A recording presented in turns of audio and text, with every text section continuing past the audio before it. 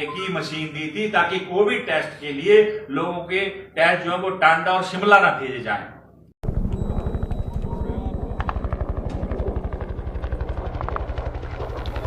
दर्शकों नमस्कार, आप देख रहे हैं अपना मनपसंद पोलखोल न्यूज़ चैनल और मैं हूं रजनीश शर्मा। आज से हम नई सीरीज शुरू कर रहे हैं, सुक्खू के सिपाही। इस वक्त मुख्यमंत्री सुखविंदर सिंह सुक्खू कांग्रेस व सरकार के सेनापति के रूप में राजनीतिक युद्ध लड़ रहे हैं। बगावत के बीच अपनों ने राजनीतिक बंदूकें तान ली। 6 उपचुनाव के साथ ही लोकसभा की 4 सीटों पर युद्ध छिड़ चुका है। ऐसे में मुख्यमंत्री सुखविंदर सिंह सुक्खू अपने ही गृह क्षेत्र में 2 विधानसभा उपचुनावों का सामना कर रहे हैं। बक्सर और सुजानपुर सीटों पर 7 मई को नामांकन पत्र भरे जाने हैं। 1 जून को मतदान है और 4 जून को रिजल्ट सामने आ जाएगा।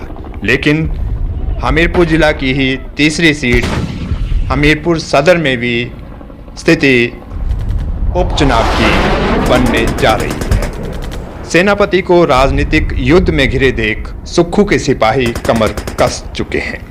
आइए आज की कड़ी में देखते हैं हमीरपुर सदर से 2022 का विधानसभा चुनाव लड़ चुके कांग्रेस नेता डॉक्टर पुष्पेंद्र वर्मा किस तरीके से विरोधियों पर शब्द बाण दाग रहे हैं। अगली कड़ियों में आप एडवोकेट रोहित शर्मा, कुलदीप पठानिया, नरेश ठाकुर तथा मदन लाल कौंडल को सुनने के लिए तैयार रहें। आइए पहले आज सुनते हैं डॉक्टर पुष्पेंद्र वर्मा को। 18 लाख रुपए उन्होंने दिए। उसके अलावा उस समय भी उन्होंने हमीरपुर जिला के लिए RT-PCR की जो है 35 लाख रुपए की मशीन दी थी ताकि कोविड टेस्ट के लिए लोगों के टेस्ट जो है वो टांडा और शिमला ना भेजे जाए।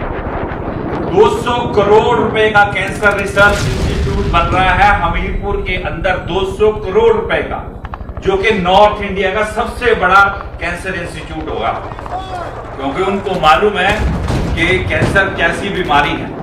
कैंसर से कैंसर में हमारा जो प्रदेश है वो नंबर 1 बनता जा रहा है। तो आप बताइए कि एक आदमी इतनी रिसर्च के बाद, हाँ, ईमानदारी से काम करने वाले आदमी पे आप ऐसे आरोप लगा रहे हैं जो कि बिल्कुल भी लोकतांत्रिक जो व्यवस्था है उसमें जो है वो मेरे को लगता है कि ठीक नहीं है। क्योंकि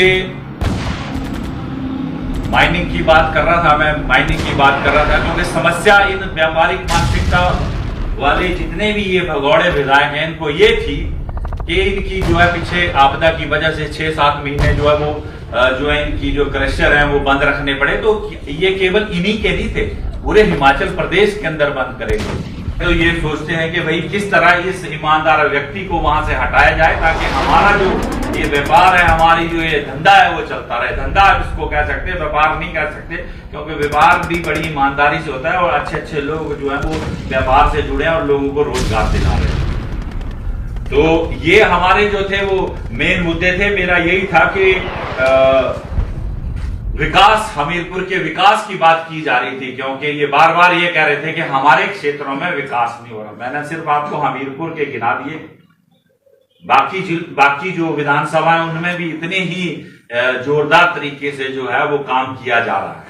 ऐसा नहीं है कि कहीं काम नहीं हो रहा है। इसके अलावा रोजगार आपके सामने 22,000 रोजगार हमने जो है 1 वर्ष के भीतर जो है माननीय मुख्यमंत्री ने दिए। पर इनसे कोई पूछे, ये अब यहाँ पे आगे बड़े मासूम बन रहे हैं, स्वागत करा रहे हैं, आंसू बहा रहे हैं, आधे तो आंसू बहा रहे हैं। इनसे कोई पूछे कि ये इतना 1 महीना आप लोग 5 स्टार कैदी की तरह रहे, 1-1 लाख रुपए के कमरों में आप रहे, आप चौपरों से गए, चार्टर्ड प्लेन से आप गए, ऐसी क्या मजबूरी थी? अगर आपने बगावत की है, बगावत फेल होगी, आप अगले दिन अपनी विधानसभा में आओ, अपने लोगों के सुख दुख में शामिल हो और उनको कहो कि देखो हमने आपके लिए बगावत करी लेकिन हम उसमें सफल नहीं हो पाए। तब तो हम जाने आप महीना क्यों रहे, कहां रहे और ये किसने करोड़ों रुपए का खर्चा किया। हिमाचल की जनता पढ़ी लिखी जनता है और जवाब इनको उपचुनाव में मिलेगा। और ये सोच रहे हैं अगर इन 9 सीटों पे उपचुनाव होगा तो 9 की 9 सीटें जो कांग्रेस की झोली में जाएंगी और साथ में ये 4 जो लोकसभा की सीटें ये भी कांग्रेस की ही झोली में जाएंगी। तो यही हमारा ये था कि हम अपनी आपके माध्यम से अपनी आवाज रखें, हमीरपुर की आवाज रखें, जो हम भी इतने महीनों से, हम तो चुनाव हार गए, हमने तब भी नहीं कहा कि हमारा ये, जिसने सेवा करनी है वो सेवा करता रहता है, उसको किसी पद की लालसा नहीं होनी चाहिए।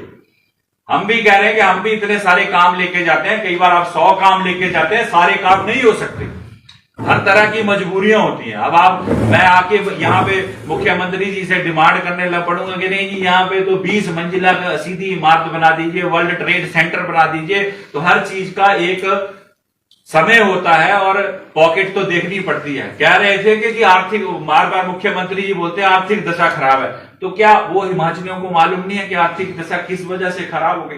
अगर ये आपदा ना आती जिसमें कि माननीय मुख्यमंत्री ने 4500 करोड़ रुपए का अलग से एक जो हिमाचली जो आपदा में प्रभावित हुए उनके लिए पैकेज दिया, तो वो क्या वो गलत किया? आप मुझे बताइए, क्या वो गलत किया? और मैं आपको ये बताना चाहता हूं कि माननीय मुख्यमंत्री जी के आशीर्वाद से हमने इस हमीरपुर विधानसभा में कम से कम आपदा प्रभावित लोगों के लिए 1.5 करोड़ की राशि हमने भी उनके हाथों से जारी करवाई। जाके कि जी फलाने का डंगा गिर गया, फलाने का ये गिर गया, जाना पड़ता है, करवाना पड़ता है, रुकना पड़ता है, वहां हमें भी समय नहीं मिलता था, लेकिन क्या करें, जब भी कहीं मिले पकड़ा दो कागज, और कोई मना नहीं करता। हमें भी मालूम है कि समय नहीं होता। तो जहां तक विकास की बात है, ना केवल हमीरपुर का, पूरे हिमाचल प्रदेश का जो है पहली बार जो है बराबर विकास करवाया। तो यही हमारा आज का मुद्दा था। धन्यवाद।